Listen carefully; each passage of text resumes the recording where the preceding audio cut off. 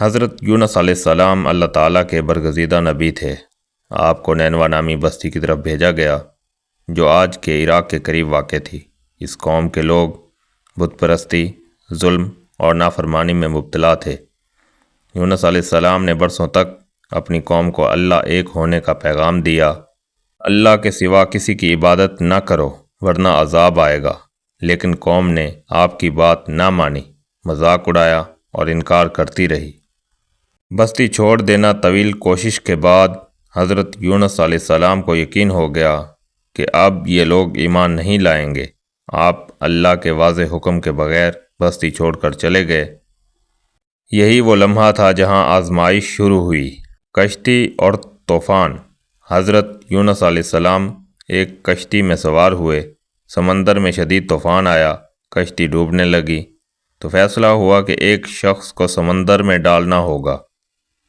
قراندازی ہوئی، 3 بار حضرت یونس علیہ السلام کا ہی نام نکلا۔ آپ نے اللہ کی رضا پر سر جھکا دیا اور خود کو سمندر میں ڈال دیا۔ اللہ کے حکم سے ایک بہت بڑی مچھلی نے حضرت یونس علیہ السلام کو نگلا مگر نقصان نہ پہنچایا۔ رات کا اندھیرا، سمندر کی گہرائی، مچھلی کے پیٹ کا اندھیرا، اسی حالت میں حضرت یونس علیہ السلام نے وہ عظیم دعا پڑھی،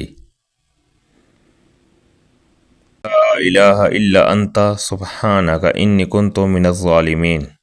اے اللہ، تیرے سوا کوئی معبود نہیں، تو پاک ہے، بے شک میں ہی ظالم تھا۔ دعا کی قبولیت۔ یہ دعا اتنی خلوص سے تھی کہ اللہ نے فوراً قبول فرمائی۔ مچھلی کو حکم ہوا کہ حضرت یونس علیہ السلام کو ساحل پر چھوڑ دے۔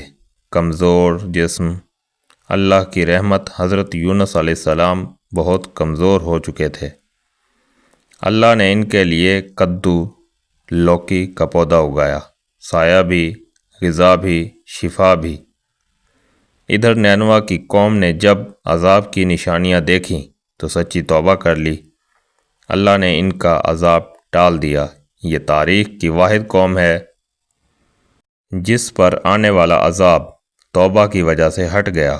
حضرت یونس علیہ السلام واپس آئے تو اپنی قوم کو ایمان پر پایا، دل شکر سے بھر گیا۔ اس واقعے سے سبق: اللہ کی رحمت کبھی مایوس نہیں کرتی۔ مشکل میں یہ دعا بہت طاقتور ہے۔ اللہ کے حکم کے بغیر کوئی قدم نہیں اٹھانا چاہیے۔ سچی توبہ عذاب کو بھی ٹال دیتی ہے۔